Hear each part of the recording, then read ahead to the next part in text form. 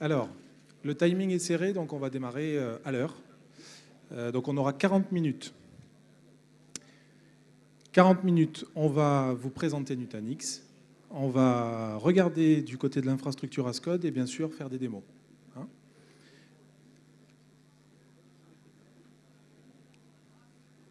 Donc pour rappel, l'idée c'est de voir un petit peu aujourd'hui les infrastructures agiles et plus particulièrement les plateformes. Donc j'ai volontairement gardé le nom d'infrastructure, mais on verra qu'en fait l'objectif c'est la plateforme.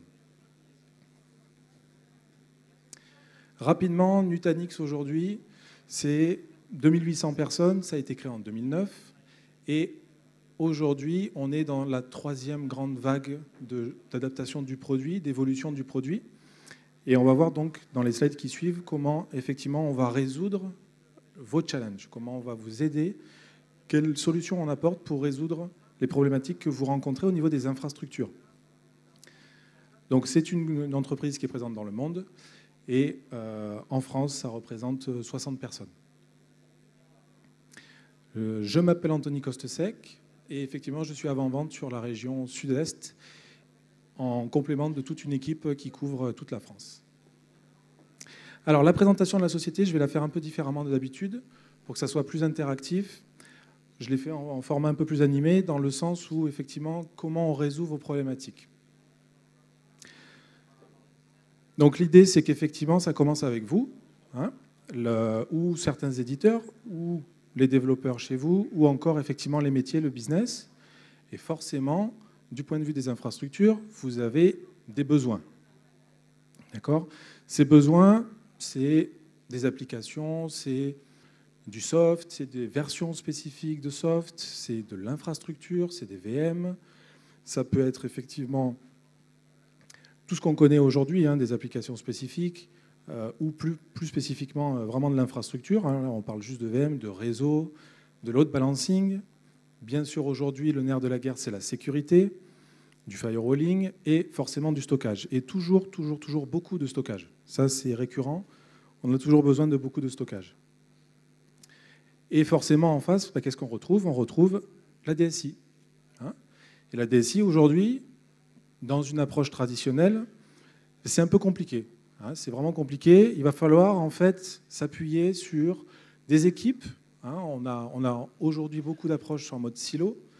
Et donc chaque personne, hein, on va avoir le master de la virtualisation, le master du réseau, le master du stockage. Et chaque personne est effectivement versée dans son art. Hein, c'est des champions. Mais effectivement, ça reste aujourd'hui des silos. Et forcément, on va avoir besoin d'avoir une interaction entre chacune de ces personnes en leur demandant est-ce que les ressources sont disponibles pour pouvoir satisfaire les besoins de mes utilisateurs. Du côté de la virtualisation, OK, bon, c'est parfait. Du côté du réseau, OK, mais ça prend un certain temps, hein, puisqu'il y a des itérations entre les différentes équipes. Et du côté du stockage, je m'excuse directement, hein, je suis désolé, c'est les télés pour l'exemple. Mais en règle générale, c'est compliqué pour le stockage, pour beaucoup de raisons. Soit un problème de place, soit un problème de performance, soit effectivement le fait qu'on ne puisse plus faire évoluer la baie, plus rajouter de shelf, de tiroirs de disques, enfin, tout ce qu'on connaît traditionnellement. Et effectivement, on se retrouve un peu bloqué. Donc aujourd'hui, c'est un petit peu ce qu'on retrouve beaucoup dans les entreprises. Et finalement, on passe la plupart de son temps, hein, 80% de son temps, sur la maintenance. On essaie de maintenir la lumière allumée dans l'infrastructure plutôt que passer du temps sur l'innovation directement au bénéfice de l'entreprise. Et encore, les 20%, ça dépend. Donc au final, nos utilisateurs ne sont pas contents, et c'est là que le drame s'opère, en règle générale, puisqu'au final est arrivé, depuis un certain temps maintenant, le cloud. Et le cloud, c'est bien. Le cloud, c'est pratique, c'est facile. Donc forcément, on crée ce qu'on appelle la partie Shadow IT, et forcément, les utilisateurs partent vers le cloud. En 2017, qu'est-ce qu'on retrouve sur le marché ? On retrouve de l'hyperconvergence. On retrouve cette notion d'hyperconvergence. Aujourd'hui, qu'est-ce que l'hyperconvergence en 2017 résout ? C'est pas mal d'acteurs sur le marché. La DSI devient une grande équipe soudée. Les compétences sont transverses. On simplifie le modèle de l'infrastructure. On n'a plus forcément cette notion de master. On bâtit des building blocks simples d'évolution scalable. Ça scale facilement. En frontal, on a la core fonctionnalité qui est la virtualisation.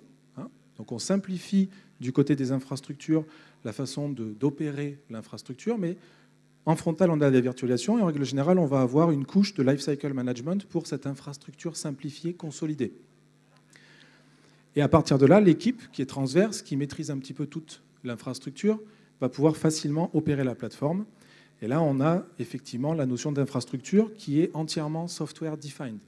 C'est le logiciel qui va piloter cette infrastructure. C'est simple et flexible. Et effectivement, au final, on a des pools de ressources qu'on va pouvoir créer. Donc on va avoir ces pools de ressources, stockage, CPU, RAM, qui vont former des gros pools. Et effectivement, dans cette approche, on simplifie en retirant l'approche SAN traditionnelle et on ramène le stockage dans les machines. Au final, on obtient une infrastructure pratiquement invisible. Donc ça, c'est bien, mais le problème, c'est que ça a simplifié le modèle pour la DSI. Du point de vue des utilisateurs, ça n'a rien changé. Du point de vue de la DSI, on a quelque chose de plus facile à opérer, mais au final, du côté de l'utilisateur, on a toujours les mêmes problématiques, puisque aujourd'hui, qu'est-ce qu'on en demande? On demande des containers, on demande du NAS, on demande du stockage objet, des API, de l'automatisation, un catalogue de services, et c'est pour ça que vous êtes d'ailleurs présent aujourd'hui ici, pour effectivement répondre à toutes ces demandes. Donc au final, on est moins sur la difficulté, mais on part toujours vers le cloud. Donc aujourd'hui, Nutanix, qu'est-ce qu'on essaye de résoudre? Qu'est-ce qu'on essaye d'amener? Qu'est-ce qu'on amène chez vous en 2017? C'est effectivement capitaliser sur la partie hyperconvergence. Les fondations restent l'hyperconvergence. On arrive effectivement à la même approche hyperconvergée, sauf qu'on va venir mettre en place des services. La virtualisation n'est plus le core service de l'infrastructure. On passe au niveau de la plateforme, on met des services, des containers, du NAS, du mode bloc, du mode objet. On met de l'automatisation, de l'orchestration à disposition. Chez nous, ça s'appelle Calm. Une partie de lifecycle management complet de toute la plateforme. Et là, on passe de l'infrastructure à une plateforme. En frontal, on va mettre des API unifiées, un peu comme on le retrouve avec OpenStack, une API qui va pouvoir piloter l'intégralité des services, le CLI, la GUI, un catalogue de services, encore la possibilité de faire du IaaS pur, pas forcément un catalogue de services. Et chez nous, ça repose sur un seul logiciel, découpé software defined, Acropolis et Prism. Prism pour la partie management, qui est finalement la seule chose que l'utilisateur va voir, l'infrastructure étant invisible. Ça devient forcément du self-service, et on va amener des fonctionnalités avancées au niveau de l'infrastructure, comme la micro-segmentation nativement dans la plateforme. Donc là, on amène de l'application de règles de sécurité directement au niveau de l'hyperviseur. Ça nous permet de passer sur un modèle dit infrastructure as code, où tous les besoins de ces utilisateurs vont pouvoir être passés sous forme de recettes en mode code. On va coder ces besoins, et finalement, ces besoins vont être injectés au niveau des API. C'est les API qui vont ingérer le besoin et qui vont effectivement provisionner de façon automatisée aux différents services nécessaires le besoin pour les utilisateurs. D'accord? Ça, c'est ce qu'on appelle effectivement l'infrastructure as code. Il y a toujours le cloud qui est là, qui est disponible. Forcément, pour tout ce qui va être hybride, tout ce qui va être élastique, le candidat est intéressant pour ça. Et donc, on va avoir une approche qu'on appelle chez Nutanix la partie multi-cloud. Et le multi-cloud va vous permettre en fait de déployer vos services qui ont été modélisés, soit dans le cloud privé, soit effectivement dans le cloud public. Et ça restera on-premise, parce que la solution Nutanix naît chez vous on-premise. C'est ça qui est important, c'est que c'est chez vous, c'est dans votre data center. Et qu'est-ce qui se passe du coup pour l'équipe, pour la DSI? La DSI, elle se libère du temps, puisqu'elle n'a plus à opérer toute cette plateforme, elle n'est plus en frontal des utilisateurs, ça lui permet de pouvoir capitaliser sur le temps qu'elle gagne, se mettre à la table avec le business, les métiers, réfléchir à comment elle va pouvoir accompagner l'innovation dans l'entreprise et être vraiment un acteur majeur de cette innovation. Forcément, l'équipe devient DevOps Ready, puisque la plateforme est entièrement DevOps Ready. Et elle va pouvoir se concentrer sur tous les aspects d'automatisation et d'orchestration, de modélisation des services dans l'entreprise. Ça permet effectivement à l'équipe de fournir des services avancés dans une plateforme effectivement cloud entreprise, mais surtout, encore une fois, qui sera chez vous et qui peut déborder sur le cloud public. Voilà. Donc finalement, Nutanix s'appuie sur l'expérience du cloud public, vous amène cette expérience dans le data center, rend vos infrastructures invisibles et capitalise sur les 4 grands axes du cloud public qui font qu'aujourd'hui la plateforme devient réellement agile. On a le time to market, forcément, on a vu toutes les API, ça accélère la mise à disposition d'environnement. On a la partie consommation fractionnée grâce à l'hyperconvergence qui vous permet de maîtriser les building blocks d'évolution. On a la partie one-click simplicité, ça c'est pour nous core c'est l'ADN de l'entreprise, amener toutes ces fonctionnalités de façon très simple, dans une interface intuitive, et l'innovation continue. L'innovation continue, c'est majeur, puisque les services qu'on vous montre évoluent dans le temps. On amène des services en permanence dans la plateforme, et pour bénéficier de ces services, il suffit de faire une mise à jour. Ce n'est pas des produits dissociés. Tous les services qu'on vous a montrés, c'est effectivement un seul logiciel qui les pilote. Donc ça, c'est effectivement l'operating system qu'on a vu, Acropolis, qui amène toutes ces fonctionnalités et que je vais vous présenter dans la démo. La notion de simplicité, je ne passerai pas plus de temps dessus, mais effectivement, ce qu'on n'a pas vu par rapport à ce que j'ai dit jusqu'à maintenant, c'est la notion de capacity planning, très important pour maîtriser les évolutions dans l'infrastructure. Et la notion de flexibilité, pour nous, elle est très importante, puisque notre solution vous permet de déployer l'hyperviseur que vous souhaitez aujourd'hui, au niveau de la virtualisation. Et au niveau du matériel, vous pouvez choisir le matériel que vous souhaitez. Du Nutanix, depuis le début, on a fourni notre matériel, ou des OEM, comme Dell EMC ou Lenovo, où maintenant, on s'oriente vers la notion de software only. Et on va amener le support sur une HCL, donc c'est une matrice de compatibilité. On vous dit quels sont les serveurs que nous allons supporter chez Cisco, sur la gamme UCS, ou encore chez HPE, sur la gamme Proliant. Donc c'est du support Nutanix. C'est Nutanix qui supporte effectivement la solution sur ces hardware-là. Et dernièrement, on a annoncé un partenariat très important pour nous qui permet en fait de quitter le monde du x86 et de basculer sur la partie Power chez IBM. Et pour vous en parler un peu plus, je vais appeler Eric pour vous présenter effectivement l'approche et le partenariat avec IBM. Merci, bonjour. Donc, je m'appelle Eric Aquaron et je fais partie de l'équipe de stratégie système. Tu me passes la zapette? C'est en haut? Donc en fait, Nutanix tourne sur IBM et c'est disponible. Et là, je vais vous expliquer d'où ça vient. En fait, c'est la faute à Google. Google est venu voir IBM il y a plus de 6 ans et nous a dit si vos puces Power peuvent tourner des binaires de type adressage Intel, ce qui s'appelle de Little Indian en technique, alors on va acheter vos puces. Donc en fait, à IBM, on a modifié nos puces. On a en fait publié de façon externe l'architecture et on fournit des licences pour faire des puces. Donc les Chinois font des puces Power pour la Chine, par exemple. Et ça a été un très gros changement. Donc vous connaissez tous les puces ARM qui sont dans vos téléphones. Donc Apple achète la licence. On peut faire une puce Open Power, qui est une puce Power IBM, de design IBM. On peut s'acheter des puces IBM, c'est ce que Google fait, ou on peut acheter des machines. Et aujourd'hui, vous avez en bas, là, tous les gens qui font des puces de type Power.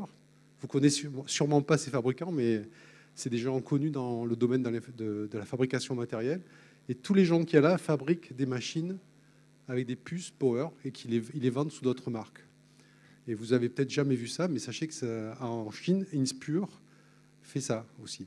Donc nos machines travaillent en mode adressage Intel, mais avec leurs caractéristiques propres. Donc c'est des machines qui ne sont pas des processeurs Intel, c'est des processeurs Power. Donc il y a plus de mémoire dans la puce, il y a plus d'accès au bus.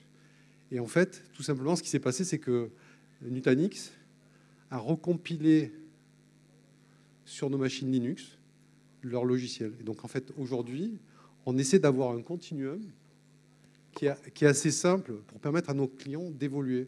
Donc vous avez des clients chez nous qui tournent en Power avec des operating system AX, par exemple pour faire du SAP, de l'Oracle. On a beaucoup de clients qui tournent sur de l'iOS. Alors je suis sûr que si je vous dis AS400, ça va vous parler.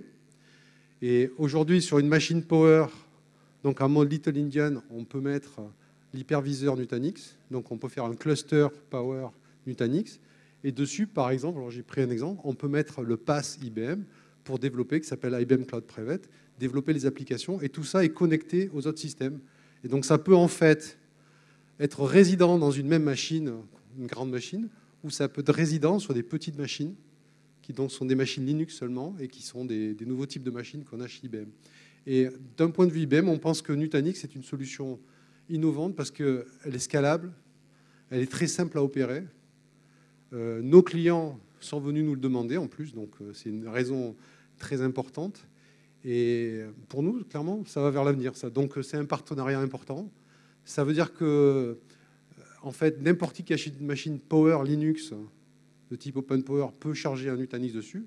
Et on peut acheter chez IBM, donc un partenaire IBM peut vendre des machines préchargées avec du Nutanix aujourd'hui et configurer des racks. Donc clairement, on va aller avec Nutanix dans des clients qu'on appelle enterprise et les aider à passer leurs applications Linux sur des systèmes Power. On estime qu'ils sont en général beaucoup plus efficaces sur tout ce qui est data et tout ce qui est les nouveaux logiciels de type intelligence artificielle. Et donc aussi tout ce qui est le PaaS et le développement d'applications standards. J'ai fait mieux que 10 minutes. Hein. Anthony, qu'est-ce que tu en penses? C'était parfait. C'était parfait. Du coup, on est pas mal dans le timing. Ah, il faut tenir le timing. Ouais, c'est important. Et les démos qu'il va vous faire sont très bien. Si elles marchent. Ça, je prie le démo God. Donc, effectivement, d'abord, merci à IBM pour leur confiance, parce qu'effectivement, ça remonte à un moment et c'est une belle solution, un bon équilibre. Et voilà, on sera disponible après pour répondre aux questions que vous pourriez avoir. Donc maintenant, l'infrastructure as code, l'approche actuelle, l'approche qu'on connaît. Hein, elle est un peu la suivante. Alors c'est volontairement un peu compliqué, mais c'est au final ce qu'on retrouve. Aujourd'hui, on retrouve tout un tas de briques qui vont nous permettre d'amener l'automatisation. Donc ça naît d'en haut. Hein, on va avoir un dev ou un ops qui va faire une modification, mais ça peut être au niveau de l'infrastructure, puisqu'elle est maintenant en mode code, ou encore une modification pour le développeur au niveau des fichiers de configuration, etc. D'accord ? Ça déclenche toute la partie continuous intégration et continuous delivery, hein, le CI/CD. Donc, une fois que cette modif est lancée, le CI/CD déclenche toute la partie provisioning, hein, mise à disposition des environnements, configuration des environnements. Donc, ça appelle toutes les briques. On commence avec l'infrastructure. Normalement, ça va être du Terraform. Nutanix supporte Terraform. On a fourni effectivement ce support pour pouvoir déployer à partir de Terraform sur une plateforme Nutanix. On va chercher nos différentes informations de configuration pour les déploiements. On va chercher des templates, hein, souvent avec du Packer, etc. On va retrouver après la configuration des serveurs. C'est là qu'on va retrouver Puppet, Ansible, etc. Hein, de l'exécution de commandes. Et donc, au final, on se retrouve avec différentes briques à maintenir et c'est assez compliqué. Ce n'est pas impossible, ça se fait. Aujourd'hui, c'est en place. Donc, on amène notre support et surtout, on amène une API unifiée, comme je l'ai dit au début, hein, cette API qui permet d'entièrement tout piloter. Mais ça reste quand même une approche compliquée. Donc, on essaye, nous, de résoudre un petit peu cette problématique avec une autre approche. Et cette approche s'appelle chez nous Calm.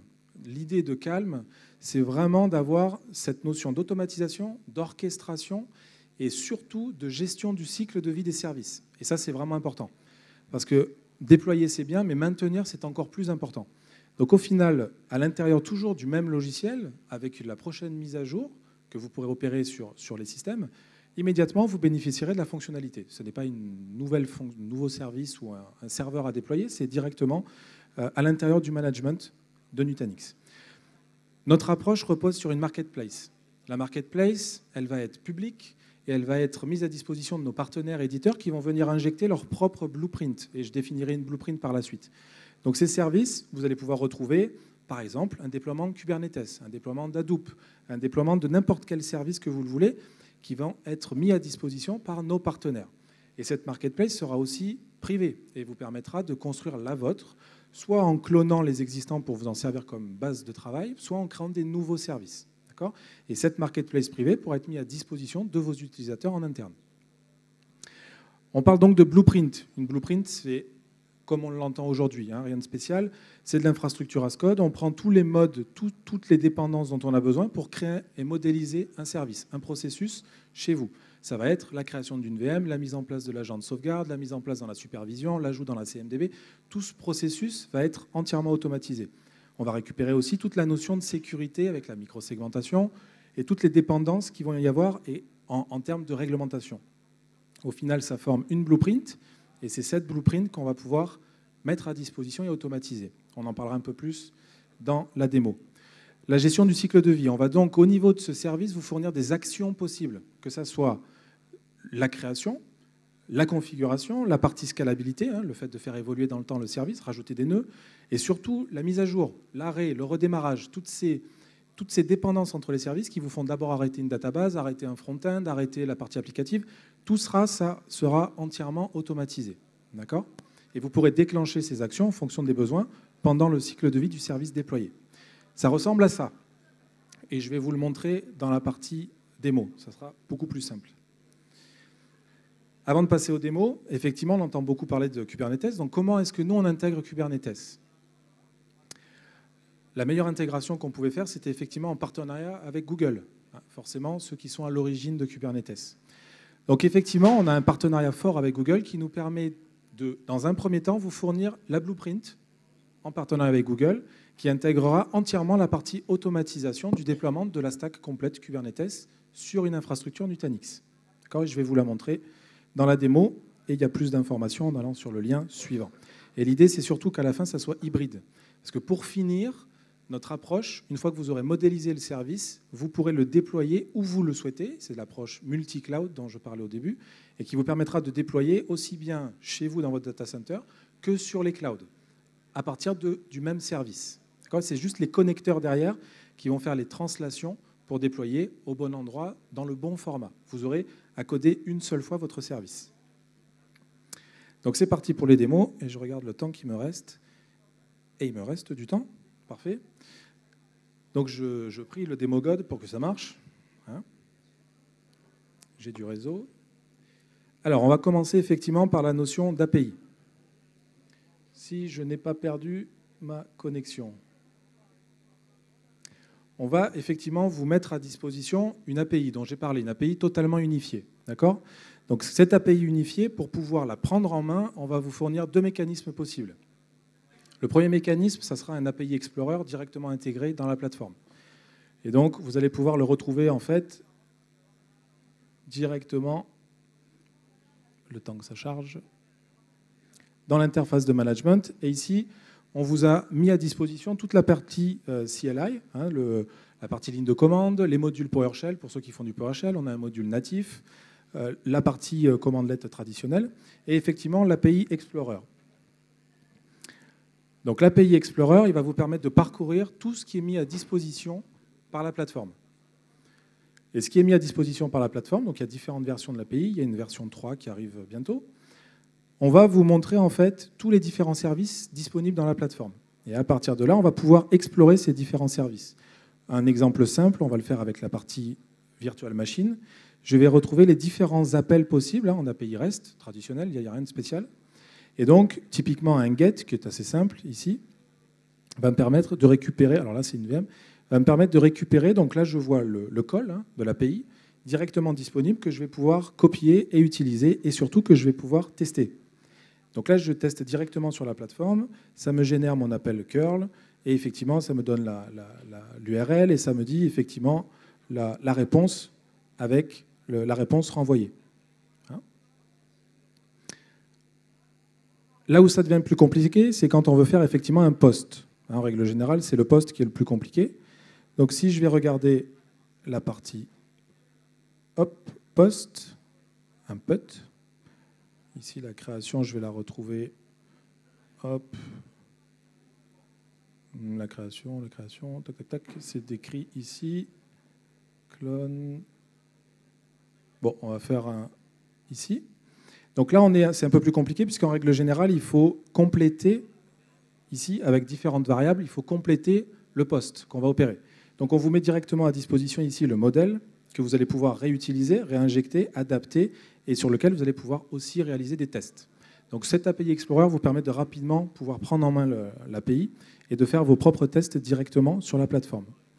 On a aussi un site developer.nutanix.com qui vous permet en fait de capitaliser sur des exemples qu'on met à disposition.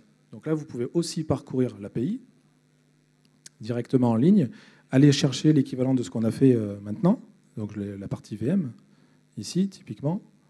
Je prends mon post, ici. On va retrouver le détail pour réaliser le post, et ici, on retrouvera des exemples. Alors là, on va les retrouver en Python, en Java, en Go, ou encore en PowerShell. D'accord ? Donc ça vous permet directement de pouvoir l'utiliser. Maintenant, on va passer à la démo sur Calm, d'accord ? Toute la partie orchestration. Donc la partie orchestration, on a dit qu'on s'appuyait sur des blueprints.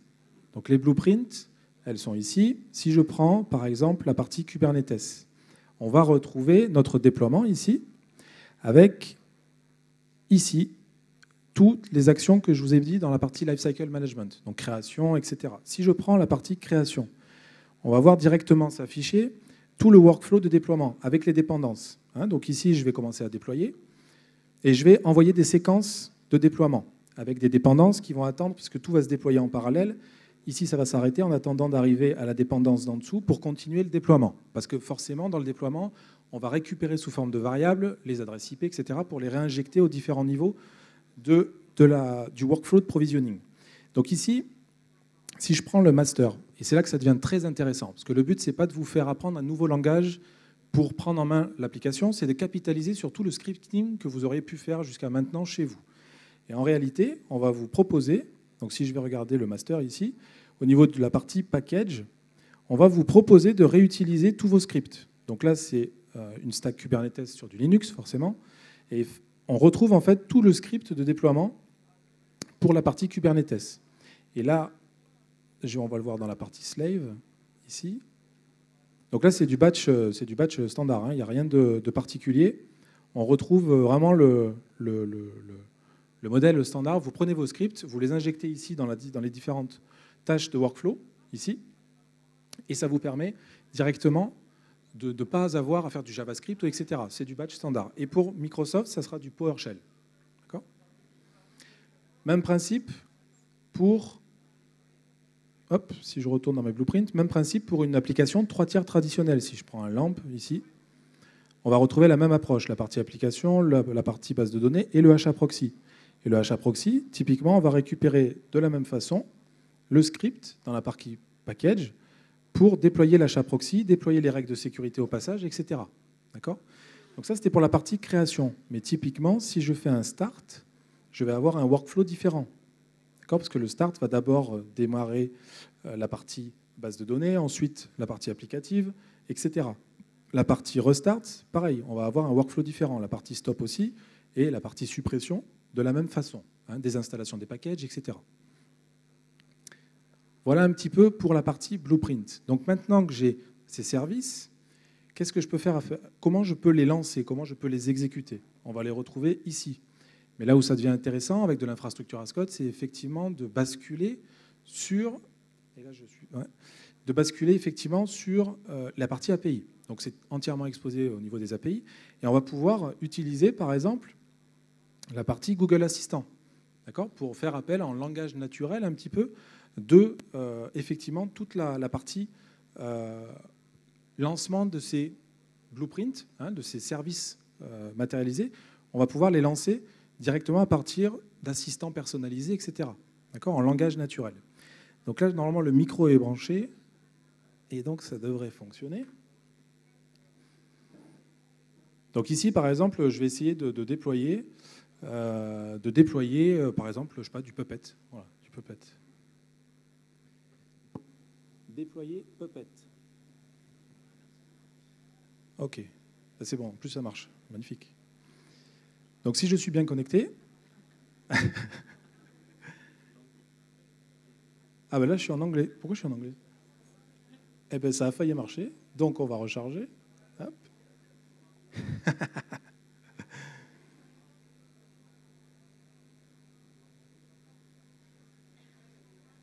Hop.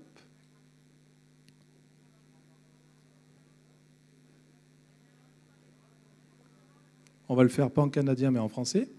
Et vous verrez, du coup, comme il y avait une démo aussi en anglais, j'ai fait une démo en anglais aussi, donc du coup, je n'ai pas terminé de tout traduire. Vous allez avoir un superbe accent français sur de l'anglais. À un certain moment, ça va être marrant. Hop. Déployer Puppet. Ah.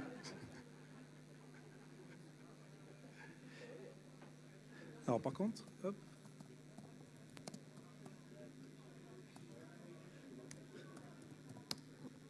Par contre, il ne me prend pas le... Ouais. On va voir.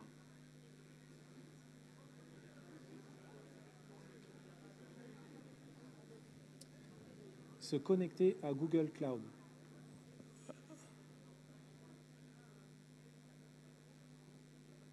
Non? Il ne veut pas. Ah, une dernière.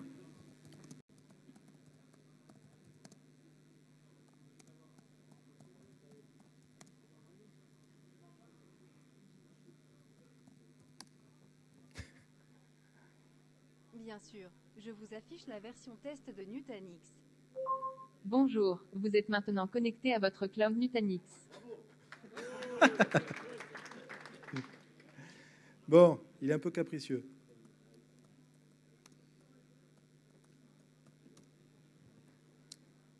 Now launching Puppet. Ok, donc là, il vient de me le lancer. On va aller regarder du côté hop, des services.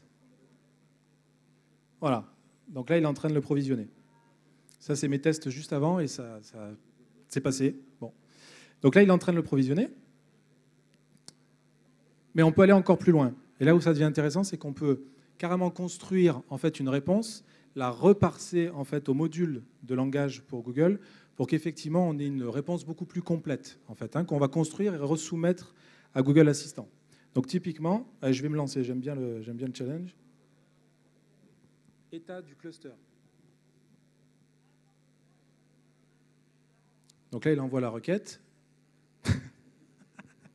Je pense que le micro est le...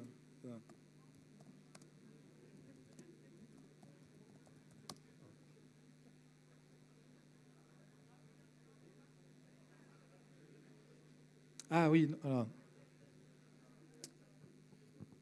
Se connecter à Nutanix Cloud.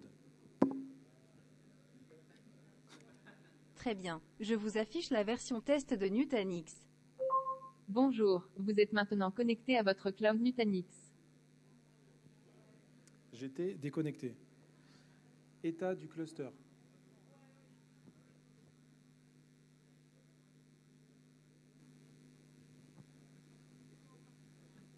You are currently using 26% of RAM and 5% of CPU on your AHV cluster, which is powering 67 BMS, or 12 app in Calm, and of which are deploying. There is enough resources for another 144 lamp stacks. There are no errors on the cluster. C'est bon, non? Alors là où ça devient intéressant, c'est effectivement, alors j'aurais pas beaucoup de temps. Hop. Ok, il me reste le temps de vous montrer vite fait la partie derrière, le back-end, etc. Je vais vous montrer rapidement ici celle qui est construite ici, parce qu'elle est assez intéressante ici. En fait, on s'appuie sur des Google Fonctions. Donc ça, c'est intéressant. C'est un webhook qui est envoyé par Google Assistant directement sur une fonction Google. Et c'est la fonction Google qui va appeler un API proxy qui va déclencher et parler en fait avec tout le cluster Nutanix. Donc là, on va retrouver deux choses. La partie API.ai, pour ceux qui ont commencé à regarder, qui s'appelle maintenant, qui a changé de nom, qui s'appelle Dialogflow. Ici, c'est là où je définis en fait toute la partie langage naturel. Donc typiquement, le cluster statut, il est ici. Et dans le langage statut, je définis les différentes phrases qui peuvent être interprétées par Google Assistant. Et je déclenche une action qui fait appel en fait à mon webhook, qui est ma fonction Google, qui est effectivement ici en Firebase. Ça appelle directement de mon URL. Le code qu'il y a derrière, parce que c'est là que ça devient intéressant, il n'y en a pas que pour les opérationnels, il y a aussi pour les développeurs. Il est là. Voilà. Donc, on va retrouver pour la fonction Google, on va la retrouver en fait en node. C'est du node, ici, où on fait appel. Je fais appel à mes API et j'envoie mes calls directement à mon API proxy. L'API proxy, lui, il est en Ruby. Et c'est ici qu'on va retrouver ma fonction de cluster statut, dans laquelle je définis tous les objets qui ont composé ma réponse. Donc le getVMCount, par exemple, ici, qui fait un appel API, ici. L'appel, il est là. Je passe mon authentification. Alors, je n'ai pas mis le hash, on ne sait jamais. Donc, du coup, il y a tout l'appel qui se fait ici. Même principe ici pour récupérer le AppCount, ici. Nombre d'applications déployées au niveau de Calm. La partie alerte, la partie CPU, la partie mémoire, etc. Et à la fin, je construis la réponse. Alors là, c'est la version que j'ai traduite, que je n'ai pas encore pu pousser, du coup, je n'ai pas eu le temps. Mais effectivement, elle est là. Et après, on fait la vérification au niveau des erreurs, parce que c'était une construction complète de réponse.